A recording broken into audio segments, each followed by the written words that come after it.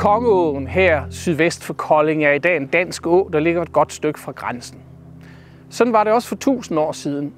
Men i det meste af den historie, der ligger derimellem, der har Kongeåen dannet grænse. I de 56 år fra 1864 til 1920 var det jo grænsen mellem Danmark og Tyskland.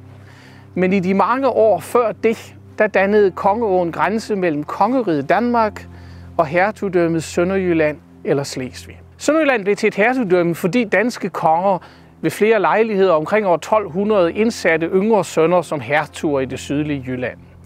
Afgørende er udnævnelsen af hertug Abel i 1232, fordi han efterlod sig en slægt, der gjorde krav på Sønderjylland som arveligt hertugdømme.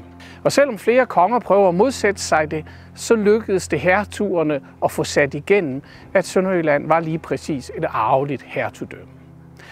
Konger og hertuger strædes om andre ting. Hertugerne syntes, at de reelt skulle være uafhængige. Kongerne mente, at magten i det sydlige Jylland skulle deles mellem konger og hertuger. Den kamp vandt hertugerne også.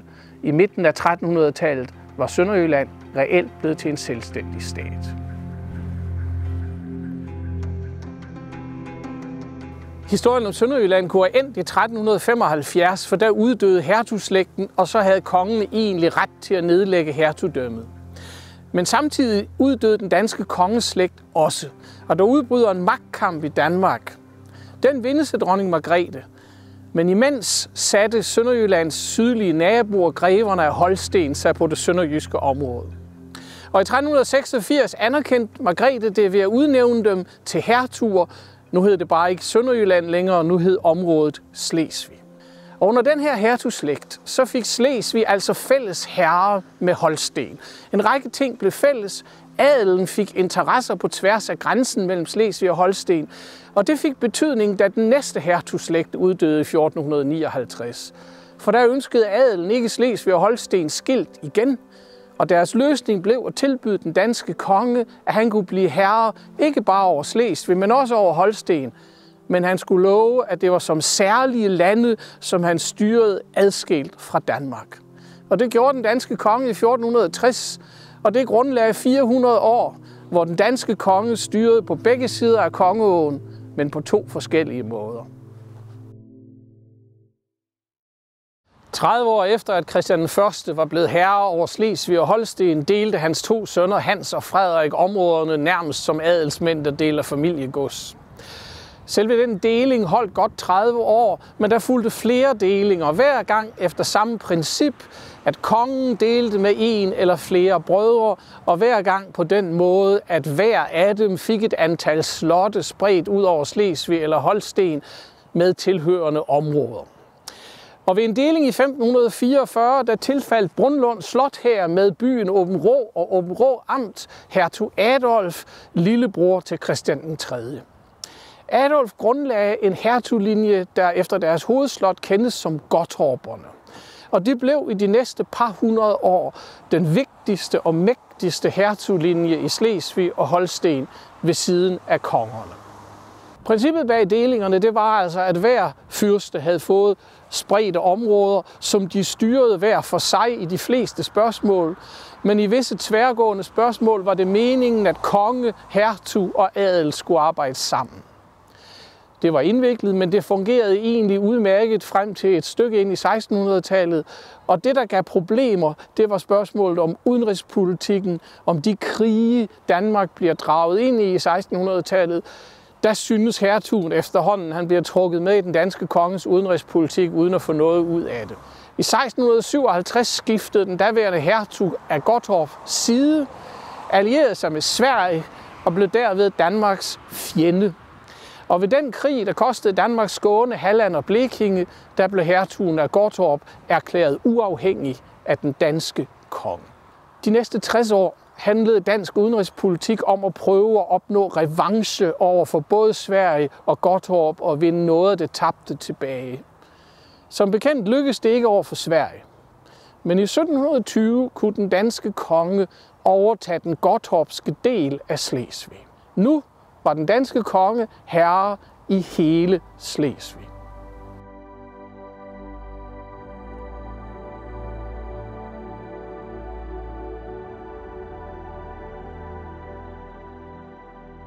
At Slesvig blev samlet under kongen i 1720 betød ikke, at det holdt op med at være et hertugdømme for sig.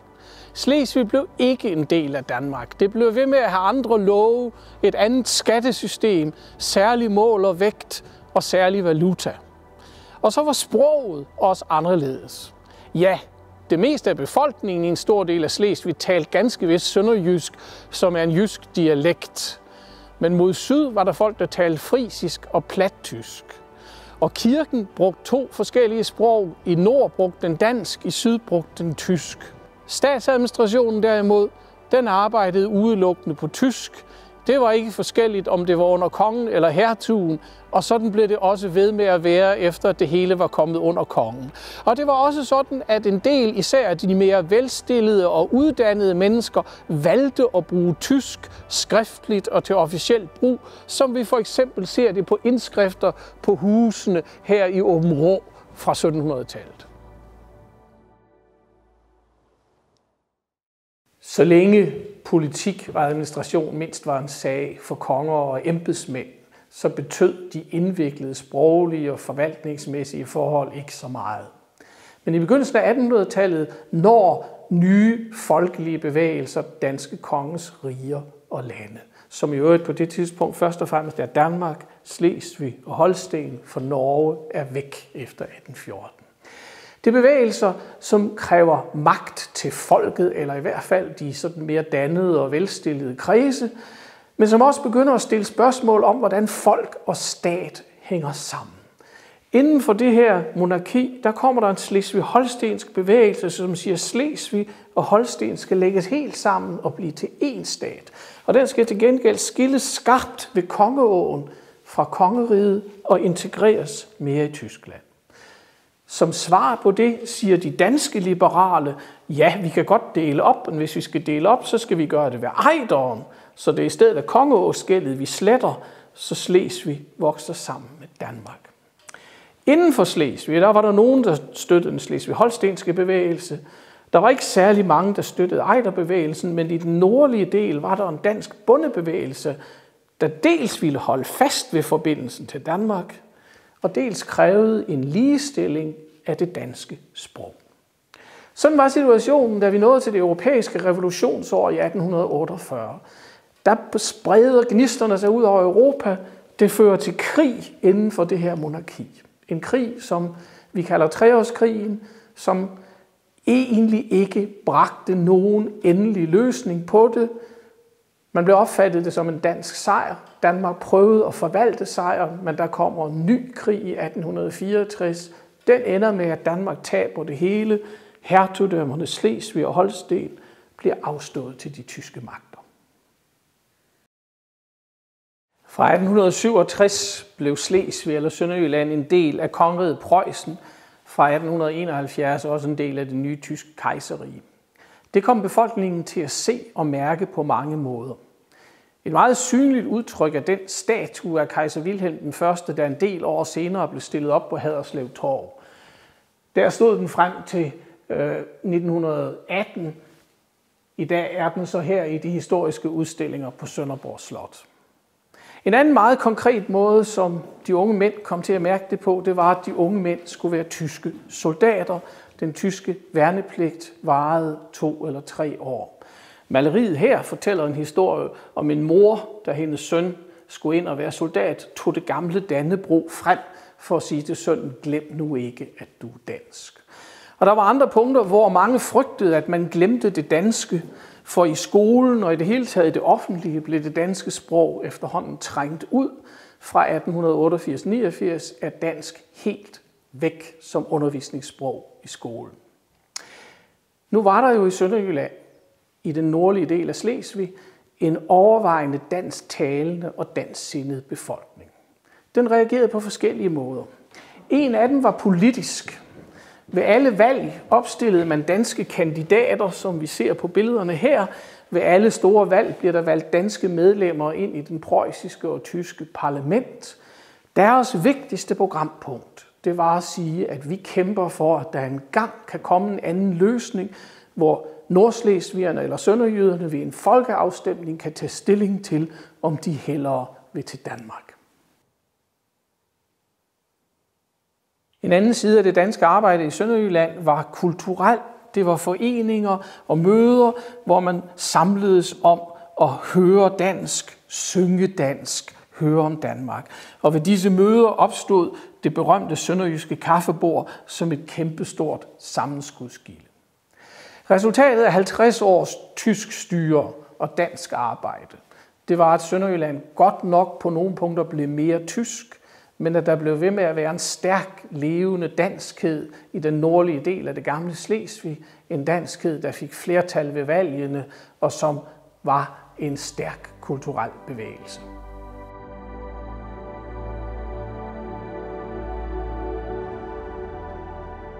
Fordi Sønderjylland var en del af Tyskland under 1. verdenskrig, måtte mange tusind sønderjyder i krig, og adskillige tusind af dem faldt. Men i november var det forbi. Tyskland havde tabt krigen. Europas grænser skulle ændres. Og derfor sammenkaldte H.B. Hansen, de danske sønderjyders leder, hele ledelsen af sønderjydernes politiske parti her på Folkehjem i Aabenraa. Den 16. og 17. november mødtes omkring 60 mænd, og de vedtog her en resolution, som fastlagde deres politiske program for, hvordan Sønderjyllands fremtid skulle ordnes. For det første sagde de, skulle Nordslesvig som samlet hele ved en folkeafstemning afgøre, om man ville være en del af Danmark eller Tyskland. Og Nordslesvig, ja, det var området, der lå nord for en linje, der gik syd om Tønder, men nord om Flensborg. Flensborg og omegn skulle have lov til at stemme også, men for sig ved en anden afstemning. Det her, det enedes man om den 16. og 17. november. Og det blev senere den danske regerings krav til de allierede sejrsmagter, og det blev i virkeligheden grundlagen for Versailles-freden. Den 10. februar 1920 kunne Nordslesvig da stemme. Og ved folkeafstemningen var der et dansk flertal på 75%. En måned senere stemte Flensborg og omegn. Der var der til gengæld tysk flertal på 80%. Og derfor blev det sådan, at den streg, der blev vedtaget her på Folkehjem den 17. november 1918, den blev bekræftet af folkeafstemningerne, og den blev Danmarks grænse. I 1920 fik vi en grænse ved folkeafstemningen, som fulgte, hvad de fleste gerne ville. Men der var jo mindretal på begge sider af grænsen, der hellere ville have haft noget andet. De fik den grænse, de gerne ville. Men de fik noget andet. Fra dansk side var der fra starten af et ønske om at tage en anden grad af hensyn, end de danske sønderjyder selv havde oplevet. Og der blev lavet mindretalsordninger. Det kom der efterhånden også på tysk side. Der var så tilbageslag i forbindelse med krigen, men senere blev de genoprettet, og i dag har vi for eksempel tysk skole og tysk gymnasium her i Aabenraa. I det hele taget kan man sige, at mindretallene og mindretalsinstitutionerne i dag måske er det tydeligste udtryk for Sønderjyllands helt særlige historie.